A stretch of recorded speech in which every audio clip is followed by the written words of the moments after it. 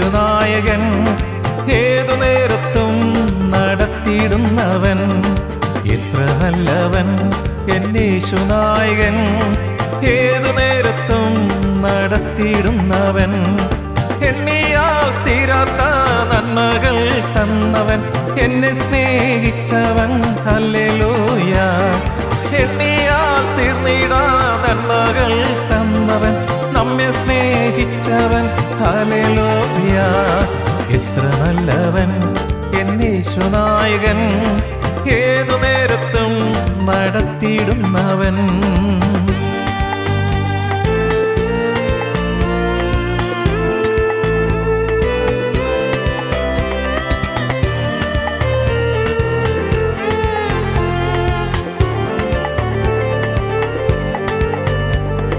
പ്രിയരേവരും പ്രതികൂലമാകുമ്പോൾ പാരിലേറിടും പ്രയാസവേളയിൽ. പ്രിയരേവരും പ്രതികൂലമാകുമ്പോൾ പാരിലേറിടും പ്രയാസവേളയിൽ. പൊന്മുഖം കണ്ടു ഞാൻ യാത്ര ചെയ്തിടുവാൻ, പൊന്നുനാഥൻ കൃപ നൽകണേ ദാസർക്ക്. പൊന്മുഖം കണ്ടു ഞാൻ യാത്ര ചെയ്തിടുവാൻ, പൊന്നുനാഥൻ കൃപ നൽകണേ ദാസർക്ക്.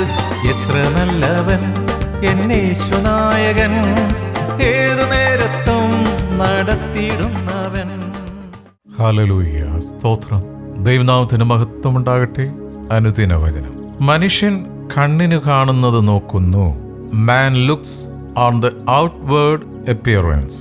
നിത്യന പരിശുദ്ധമായ ഞങ്ങളുടെ സ്വർഗീയ പിതാവേ, അവിടുന്ന് തന്ന ഈ മനോഹരമായ പ്രഭാതത്തിനായി സ്തോത്രം.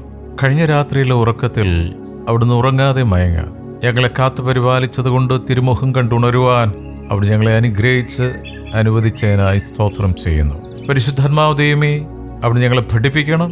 ഈ തിരുവചനം ഞങ്ങൾക്കായി വിളമ്പിത്തരണം. അവിടുന്ന് പ്രകാരം ചെയ്യുന്നതിനായി നന്ദി. അനുഗ്രഹിച്ചതിനായി സ്തോത്രം യേശുവിൻ നാമത്തിൽ തന്നെ. ആമേൻ. 1 സാമുവേൽ 16 അധ്യായം അതിൻ്റെ 7 തിരുവചനം. 1 Samuel 16:7. But the Lord said to Samuel, Look not on his countenance or on the height of his stature, because I have refused him. For the Lord sees not as man sees, for man looks on the outward appearance, but the Lord looks on the heart. കർത്താവ് ശമൂവേലിനോട്, അവന്റെ മുഖമോ പൊക്കമോ നോക്കരുത്, ഞാൻ അവനെ തള്ളിയിരിക്കുന്നു.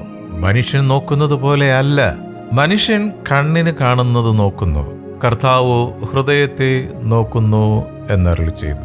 ആമേൻ. മനുഷ്യനെ സൃഷ്ടിച്ച ദൈവത്തിന് മാത്രമേ മനുഷ്യന്റെ അകവും പുറവും വ്യക്തമായി കാണാൻ കഴിയുള്ളൂ. മനുഷ്യൻ മനുഷ്യന്റെ പുറമേയുള്ള കാര്യങ്ങൾ കണ്ട് അവനെയും അവളെയും വിധിക്കുന്നു. അതാണ് ഇപ്പം നടന്നുകൊണ്ടിരിക്കുന്നത്. എന്നാൽ യഥാർത്ഥ വിധികർത്താവ് യേശുവാണ്. യോഹന്നാന്റെ സുവിശേഷം 7 അധ്യായം 24 വാക്യത്തിൽ കർത്താവ് തന്നെ പറയുകയാണ്, കാഴ്ചപ്രകാരം വിധിക്കരുത്, നീതിയുള്ള വിധി വിധിപ്പിൻ. കാഴ്ചപ്രകാരം പല കാര്യങ്ങൾ വിധിച്ചിങ്ങനെ 2 ഗ്രൂപ്പാക്കി നിർത്തിയിരിക്കുന്നത് കൊണ്ട്, ഇടവും വലവും 2 ഗ്രൂപ്പായിട്ട് വിധിച്ചിങ്ങനെ നിർത്തിയിരിക്കുന്നത് കൊണ്ട് കലഹം വിട്ടൊഴിയത്തില്ല. മനുഷ്യന്റെ വിധിപ്രകാരം മോശമായിട്ട് മാറ്റി നിർത്തിയിരിക്കുന്ന വ്യക്തി ദൈവത്തിന്റെ മുമ്പിൽ നീതിമാനായിരിക്കും. അതുകൊണ്ടാണ് കർത്താവ് പറയുന്നത്, കാഴ്ചപ്രകാരം വിധിക്കരുത്, നീതിയുള്ള വിധി വിധിപ്പിൻ. സാധിക്കുമോ? നീതിയുള്ള വിധി വിധിപ്പാൻ നെഞ്ചത്ത് കൈവച്ച് വിധിക്കാൻ പറ്റുമോ? നീ ഒരുത്തനെ കുറ്റം പറഞ്ഞു മാറ്റി നിർത്തിയിരിക്കുന്ന അതേ പ്രവൃത്തി തന്നെ നീ ചെയ്യില്ലേ? ചെയ്യുമല്ലോ. പിന്നെ എങ്ങനെ മറ്റുള്ളവർ വിധിക്കാൻ കഴിയും? ലൂക്കോസിന്റെ സുവിശേഷം 16:15 കർത്താവ് പറയുകയാണ്, നിങ്ങളെ തന്നെ മനുഷ്യരുടെ മുൻപാകെ നീതീകരിക്കുന്നവർ ആകുന്നു, ദൈവമോ നിങ്ങളുടെ ഹൃദയം അറിയുന്നു. മനുഷ്യരുടെ ഇടയിൽ ഉന്നതമായത് ദൈവത്തിന്റെ മുൻപാകെ അറപ്പത്രേ. അടിവരയിട്ട് ശ്രദ്ധിക്കേണ്ട ഒരു കാര്യമാണ്. ഇന്നിപ്പോ പലരും അപ്രീഷിയേറ്റ് ചെയ്യുന്നത് ദൈവത്തിന്റെ മുൻപാകെ അറപ്പായിട്ടുള്ള കാര്യമാണ്. ഇന്ന് മനുഷ്യൻ ശ്രേഷ്ഠമായിട്ടുള്ളൊരു കാര്യമായിട്ട് പൊക്കി പിടിച്ചുകൊണ്ട് നടക്കുന്നേ. ദൈവത്തിന് ആ പ്രവൃത്തി അറപ്പാണ്. സ്തോത്രം. പല കാര്യങ്ങളും ഉണ്ട്. ദൈവവചനപ്രകാരം ഒന്ന് ശോധന ചെയ്ത് നോക്കുക. യിരെമ്യാ പ്രവാചകന്റെ പുസ്തകം 17:10 പറയുകയാണ്, കർത്താവായി ഞാൻ ഹൃദയത്തെ ശോധന ചെയ്ത് അന്തരംഗങ്ങളെ പരീക്ഷിച്ചു. ഓരോരുത്തന് അവനവന്റെ നടപ്പിനും പ്രവൃത്തിയുടെ ഫലത്തിനും തക്കവണ്ണം കൊടുക്കുന്നു. Who are you to judge your neighbor? നിന്റെ അയൽക്കാരനെ വിധിക്കാൻ നീ ആരെ? കർത്താവാണ് ദ റിയൽ ജഡ്ജ്. സ്തോത്രം. ഒരു വ്യക്തി പറയുന്നതും ചെയ്യുന്നതും തെറ്റോ ശരിയോ എന്ന് വിധിക്കേണ്ടത് ദൈവത്തിന്റെ വചനമാണ്. കാരണം ഈ ലോകത്തിൽ ശരിയെന്ന് പറയാൻ ഒരേ ഒരു കാര്യം മാത്രമേ ഉള്ളൂ, ദൈവത്തിന്റെ വചനമാകുന്ന ബൈബിൾ മാത്രമാണ് സത്യം. ആ തിരുവചനത്തിൽ പറയുന്ന കാര്യമാണോ ഒരു വ്യക്തി ചെയ്യുന്നത് 100% ശരിയാണ്. ആ ബൈബിൾ പറയാത്ത കാര്യമാണ് സഹോദര സഹോദരി നീ ചെയ്യുന്നെങ്കിൽ നീ 100% തെറ്റാണ്. പക്ഷെ പലർക്കും സത്യമായിട്ട് തോന്നുന്നത് വചനത്തിന് വിരുദ്ധമായിട്ടുള്ള കാര്യങ്ങൾ പലതും ചെയ്യുമ്പോഴാണ്. ഒരു ചെറിയ ഉദാഹരണം എടുക്കാം. ശിശുക്കളെ സ്നാനപ്പെടുത്താൻ കർത്താവ് പറഞ്ഞിട്ടില്ലേ? ഒരിടത്തും പറഞ്ഞിട്ടില്ലേ? അങ്ങ് പറഞ്ഞു എന്നും പറഞ്ഞ് പലരും ന്യായീകരിച്ച് ഇന്നിപ്പോൾ പലയിടങ്ങളിലും പ്രസംഗിക്കുന്നുണ്ട്. കർത്താവ് അങ്ങനെ ഒരു കൽപ്പന ബൈബിൾ പറഞ്ഞിട്ടില്ല. നോക്കിക്കേ, പറയാത്ത കാര്യം പറഞ്ഞു എന്നും പറഞ്ഞ് ജനത്തിനെ കൊണ്ട് കള്ളത്തരം പഠിപ്പിച്ച് ദൈവവചനത്തിന് വിരുദ്ധമായിട്ട് ചെയ്യുന്ന ഒരു പ്രവൃത്തിയാണ് ശിശുസ്നാനം. പക്ഷെ വചനം പറയുകയാണ് വിശ്വസിക്കുന്നവരെ വേണം സ്നാനപ്പെടുത്താൻ. അപ്പോൾ നിങ്ങൾ തന്നെ വിധിക്ക് ഏത് പ്രവൃത്തിയാ ചെയ്യേണ്ടത്.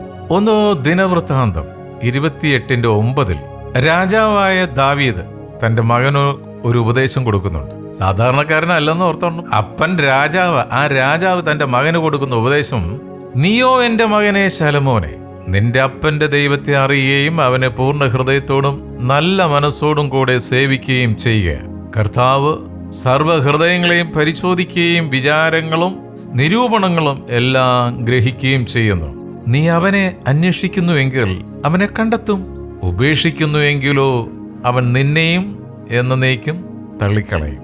അപ്പനറിയാം ഈ ദൈവം ആരാണെന്ന്. അപ്പന്റെ സകല പ്രവൃത്തികളും അറിഞ്ഞൊരു ദൈവത്തെയാണ് ഈ അപ്പൻ മകന് പരിചയപ്പെടുത്തി കൊടുക്കുന്നത്. അപ്പോൾ ഈ ദൈവവുമായിട്ടുള്ള ബന്ധത്തിൽ നിഗൂഢമായിട്ടുള്ളതൊന്നും ദൈവത്തിന്റെ മുമ്പിലില്ല. എല്ലാം വളരെ വളരെ വ്യക്തമാണ്. ദാവീദ് ചെയ്ത രഹസ്യത്തിൽ ചെയ്ത പാവം ദൈവം അത് കാണുകയാണ്. പ്രവാചകനെ വിട്ട് ചെയ്ത പ്രവൃത്തി വെളിപ്പെടുത്തി കൊടുക്കുകയാണ്. അപ്പോൾ ആ താൻ സേവിക്കുന്ന, സ്നേഹിക്കുന്ന, ആരാധിക്കുന്ന ദൈവം ആരാണെന്ന് അപ്പനറിയാം. ആ അപ്പൻ തൻ്റെ മകനെ ഈ ദൈവത്തെ പരിചയപ്പെടുത്തി കൊടുക്കുകയാണ്. പൂർണ്ണ ഹൃദയത്തോടെ അവനെ സേവിക്കണം, തള്ളിക്കളയരുത്. തള്ളിക്കളഞ്ഞാൽ അവനും നിന്നെ തള്ളിക്കളയും. കാരണം ഹൃദയങ്ങളെ ശോധന ചെയ്തറിയുന്നവനാണ് നമ്മുടെ കർത്താവായ യേശു.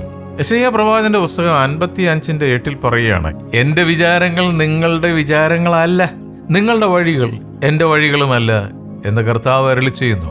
അപ്പോഴതുകൊണ്ട് ശമൂവേൽ പ്രവാചകനോട് കർത്താവ് പറയണ, അവന്റെ പൊക്കമോ നീളമോ വണ്ണമോ വിദ്യാഭ്യാസമോ കളറോ കുടുംബ പാരമ്പര്യമോ ഒന്നും നീ നോക്കരുത്.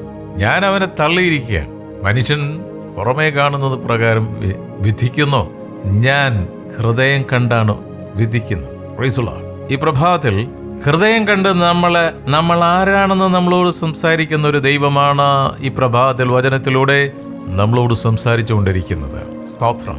അതുകൊണ്ട് സദൃശവാക്യം 31:30 പറയാണ്, ലാവണ്യം വ്യാജവും സൗന്ദര്യം വ്യർത്ഥവും ആകുന്നു, യഹോവ ഭക്തിയുള്ള സ്ത്രീയോ പ്രശംസിക്കപ്പെടും. അപ്പോൾ ഒരു വ്യക്തിയുടെ സൗന്ദര്യം എന്ന് പറയുന്നത് പുറമേ ഉള്ളതല്ല എന്നാണ് വചനം പറയുന്നത്. ആന്തരിക സൗന്ദര്യമാണ് ദൈവം എപ്പോഴും നോക്കുന്നത്. എന്നും മനുഷ്യൻ തലകുത്തി നിൽക്കുന്നത് പുറമേയുള്ള സൗന്ദര്യം വർദ്ധിപ്പിക്കാൻ, അകമേ ചീഞ്ഞു നാറുന്ന സൗന്ദര്യമായിരിക്കും, ചവക്കല്ലറിയായിരിക്കും. സ്തോത്രം. ഹൃദയത്തെ ശോധന ചെയ്ത് അറിയുന്നൊരു ദൈവത്തിന്റെ മുൻപാകെ നമ്മളെ തന്നെ പൂർണ്ണമായി സമർപ്പിക്കാം. കാരണം സദൃശവാക്യം 16:2 പറയാണ്, മനുഷ്യന് തന്റെ വഴികളെയൊക്കെയും വെടിപ്പായി തോന്നുന്നു, കർത്താവോ ആത്മാക്കളെ തൂക്കി നോക്കുന്നു. ഹല്ലേലൂയ. സ്തോത്രം. ആത്മാക്കളെ തൂക്കി നോക്കുന്ന ദൈവം പ്രത്യക്ഷപ്പെടുന്ന സമയത്ത് അവന്റെ മുമ്പിൽ നിൽക്കാനുള്ള യോഗ്യതയുണ്ടോ? സ്തോത്രം. ദൈവം അറപ്പാണെന്ന് പറഞ്ഞ പല കാര്യങ്ങളും മനുഷ്യ നീ ചെയ്ത് അവന്റെ മുമ്പിൽ വരുമ്പോൾ കർത്താവ് മുഖത്തോട് മുഖം നോക്കി പറയും, ഐ ഡോണ്ട് നോ യു, ഞാൻ നിങ്ങളെ ഒരു നാളും അറിയുകയില്ല. സ്തോത്രം. നമുക്ക് നമ്മളെ തന്നെ ദൈവസന്നിധിയിൽ സമർപ്പിക്കാം. നമ്മുടെ ഹൃദയം അറിയുന്ന ദൈവത്തിന്റെ മുമ്പാകെ ഒന്നും മറച്ചു വെക്കാതെ നമുക്ക് നമ്മളെ തന്നെ ഒരു പടി കൂടി അനുഗ്രഹം പ്രാപിക്കുവാൻ ദൈവസന്നിധിയിൽ സമർപ്പിക്കും. 139 സങ്കീർത്തനം 2 വാക്യത്തിൽ വചനം ഇങ്ങനെ പറയുന്നു, ഞാൻ ഇരിക്കുന്നതും എഴുന്നേൽക്കുന്നതും നീ അറിയുന്നു, എന്റെ നിരൂപണം നീ ദൂരത്ത് നിന്ന് ഗ്രഹിക്കുന്നു. സ്തോത്രം. നമ്മളെ വ്യക്തമായി കാണുകയും അറിയുകയും ചെയ്യുന്ന ദൈവത്തിന്റെ മുൻപാകെ ഒന്നും മറച്ചു വയ്ക്കാതെ നമ്മളെ തന്നെ പൂർണ്ണമായി സമർപ്പിച്ച് നമുക്ക് അനുഗ്രഹം പ്രാപിക്കാം. ഈ വചനങ്ങളാൽ കർത്താവ് നമ്മളെ അനുഗ്രഹിക്കട്ടെ. പ്രാർത്ഥിക്കാം. ഹല്ലേലൂയ. സ്തോത്രം, സ്തോത്രം, സ്തോത്രം, സ്തോത്രം. കരുണാസമ്പന്നനായ സ്വർഗീയ പിതാവേ, ഞങ്ങളെ ആയുസിൻ്റെ ഒരു ദിനം കൂടെ കാണുവാൻ ഞങ്ങളെ സഹായിച്ചതിനായി സ്തോത്രം. ഞങ്ങൾ അന്യോന്യം പ്രാർത്ഥിക്കുന്നു, അവിടുത്തെ വചനപ്രകാരം പ്രാർത്ഥിക്കുന്നു. കർത്താവേ, ഞങ്ങളെ വ്യക്തമായി അവിടുന്ന് അറിയുന്നു.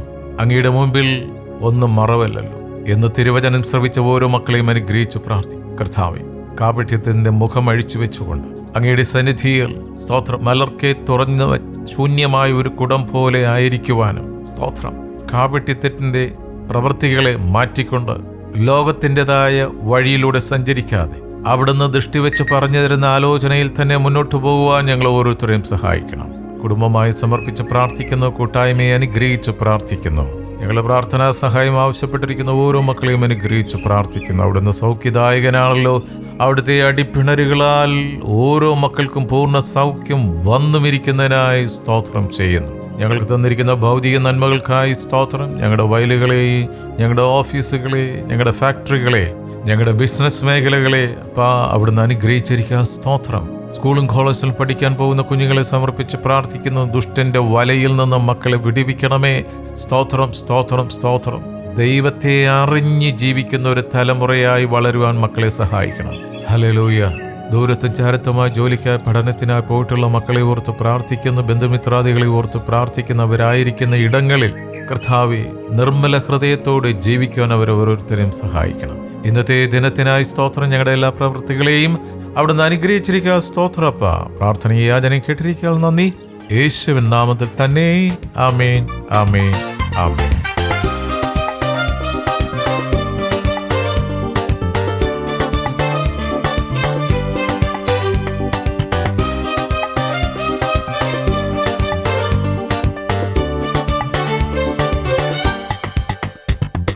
താമസമില്ല, എൻ കാന്തൻ വരാറായി. കാഹളധ്വനി എൻ കാതിൽ കേൾക്കാറായി. താമസമില്ല, എൻ കാന്തൻ വരാറായി. കാഹളധ്വനി എൻ കാതിൽ കേൾക്കാറായി. കണ്ണുനീരില്ലാത്ത നാട്ടിൽ ഞാൻ എത്തിയിടും. ആർത്തിയിടും, പാടിയിടും ദൂതരോടൊന്നിച്ച്. കണ്ണുനീരില്ലാത്ത നാട്ടിൽ ഞാൻ എത്തിയിടും. ആർത്തിയിടും, പാടിയിടും ദൂതരോടൊന്നിച്ച്. എത്ര നല്ലവൻ എന്നേശുനായകൻ, ഏതു നേരത്തും നടത്തിയിടുന്നവൻ. എത്ര നല്ലവൻ എന്നേശുനായകൻ, ഏതു നേരത്തും നടത്തിയിടുന്നവൻ. എണ്ണിയാൽ തീരാത്ത നന്മകൾ തന്നവൻ, നമ്മെ സ്നേഹിച്ചവൻ. ഹല്ലേലൂയ. എണ്ണിയാൽ തീരാത്ത നന്മകൾ തന്നവൻ, എന്നെ സ്നേഹിച്ചവൻ. ഹല്ലേലൂയ. എത്ര നല്ലവൻ എന്നേശുനായകൻ, ഏതു നേരത്തും നടത്തിയിടുന്നവൻ. എത്ര നല്ലവൻ എന്നേശുനായകൻ, ഏതു നേരത്തും നടത്തിയിടുന്നവൻ.